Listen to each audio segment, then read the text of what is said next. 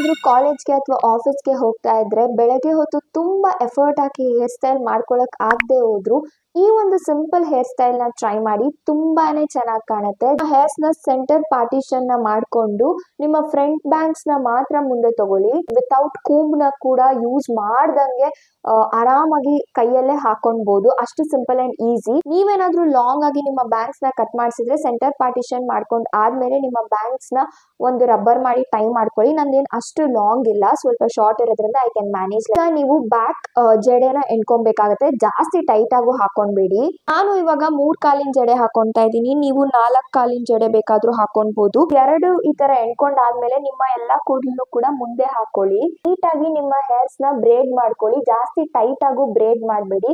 ಮತ್ತೆ ಪದೇ ಪದೇ ಕೂಮ್ ಮಾಡೋದು ಮಾಡಬೇಡಿ, ಇದು ಮೆಸ್ಸಿ ಇದ್ದಷ್ಟು ಚೆನ್ನಾಗಿ ಕಾಣುತ್ತೆ. ನಾನು ಈ ತರ ಒಂದು ಗೋಲ್ಡನ್ ಕಲರ್ ಸ್ಕ್ರಂಚಿ ತಗೊಂಡಿದ್ದೀನಿ, ನನ್ನ ಡ್ರೆಸ್ಗೆ ಮ್ಯಾಚ್ ಆಗುತ್ತೆ ಅನ್ಬಿಟ್ಟು.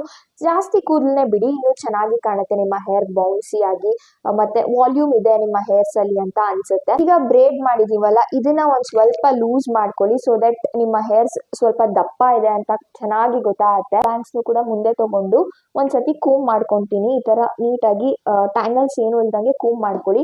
ಇವಾಗ ಏನ್ ಮಾಡ್ಬೇಕು ಅಂತ ಅಂದ್ರೆ ಫುಲ್ ಮೇಲಿಂದ ತಗೊಂಬೇಡಿ, ಜಸ್ಟ್ ಸೆಂಟರ್ ಇಂದ ಮತ್ತೆ ಇಲ್ಲಿ 3 ಕಾಲಿನ ಜಡೆನ ಎಣ್ಕೊಳ್ಳಿ.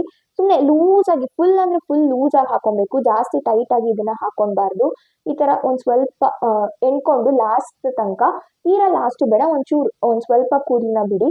ಈ ತರ ಎಣ್ಕೊಂಡು ಏನ್ ಮಾಡ್ಬೇಕು ಅಂತ ಅಂದ್ರೆ ನೆಕ್ಸ್ಟ್ ಜಸ್ಟ್ ತಗೊಂಡು ಸೈಡ್ ಅಲ್ಲಿ ಒಂದು ಕ್ಲಿಪ್ ನ ನಾನು ಹಾಕೊಂತೀನಿ. ಕ್ಲಿಪ್ ನ ಇಲ್ಲಿ ಹಾಕೊಂಡಿದೀನಿ, ಸೇಮ್ ಈ ಸೈಡ್ ಕೂಡ ಮಾಡ್ಕೋಬೇಕು. ಎಣ್ಕೊಂಡ್ ಆದ್ಮೇಲೆ ಇಲ್ಲಿ ಒಂಚೂರು ಲೂಸ್ ಮಾಡ್ಕೊಳ್ಳಿ ಹೇರ್ಸ್ ನ, ಸೊ ದಟ್ ವಾಲ್ಯೂಮ್ ಚೆನ್ನಾಗಿ ಕಾಣುತ್ತೆ, ಇಲ್ಲ ಫುಲ್ ಫ್ಲಾಟ್ ಅಂತ ಅನ್ಸುತ್ತೆ. ಮತ್ತೆ ಇಲ್ಲೂ ಅಷ್ಟೇ ನೀವು ಒಂಚೂರು ಹೇರ್ಸ್ ನ ಪುಷ್ ಮಾಡ್ಕೊಳ್ಳಿ. ಇಲ್ಲಿ ಲಾಸ್ಟ್ ಅಲ್ಲಿ ಫೈನಲ್ ಟಚ್ ಗೆ ನೀವು ಬೇಕಾದ್ರೆ ನಿಮ್ಮ ಫ್ರಂಟ್ ಬ್ಯಾಂಗ್ಸ್ ನ ಒಂಚೂರು ಮುಂದೆ ಹಿಂಗೆ ಬಿಡಬಹುದು, ಅವಾಗ ಇನ್ನೂ ಸ್ವಲ್ಪ ಎಲಿವೇಟ್ ಆಗತ್ತೆ ನಿಮ್ಮ ಲುಕ್. ನೋಡ್ತಾ ಇರ್ಬೋದು ಎಷ್ಟು ಎಲಿಗೆಂಟ್ ಆಗಿ, ಎಷ್ಟು ಬ್ಯೂಟಿಫುಲ್ ಆಗಿ ಈ ಹೇರ್ ಸ್ಟೈಲ್ ಕಾಣಿಸ್ತಾ ಇದೆ ಅಂತ. ತುಂಬಾ ಸಿಂಪಲ್, ತುಂಬಾನೇ ಈಸಿ. ನಿಮ್ಗೇನಾದ್ರೂ ನಂತರ ಲಾಂಗ್ ಹೇರ್ಸ್ ಇದ್ದು ಹೇಗೆ ಹೇರ್ ಸ್ಟೈಲ್ ಮಾಡ್ಕೋಬೇಕು ಇಂಡೋ ವೆಸ್ಟರ್ನ್ ಡ್ರೆಸ್ಗೆಲ್ಲ ಅಂತ ಗೊತ್ತಿಲ್ಲ ಅಂತ ಅಂದ್ರೆ definitely you should try this hair style.